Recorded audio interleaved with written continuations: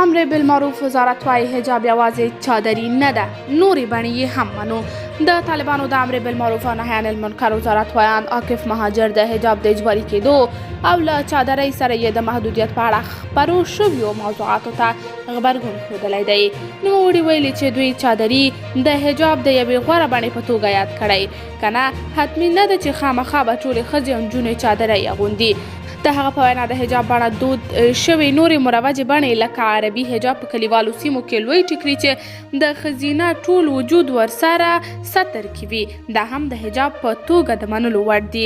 دا په داسې حال کې ده چې د حجاب په اړه د طالبانو د لوی مشر ملا هیبت الله اخندزاده پریکړه د پراخه کچه مخالفتونو سره مخامخ شوې ده. د طالبانو چارواکو بیا ویلي چې دا پریکړه د دوی داخلي موضوع ده او نور هیوادونه او خلک پکې د مداخلې حق نه لري.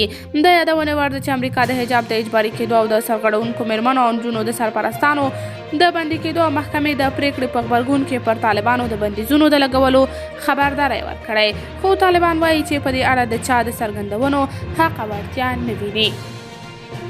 قدرمنو لیدونکو، تاسو د دې موضوع په هکله څه نظر لرئ؟ نظریات مو راسره کمنټ کې شریک، ویډیو لایک او چینل سبسکرایب کړئ.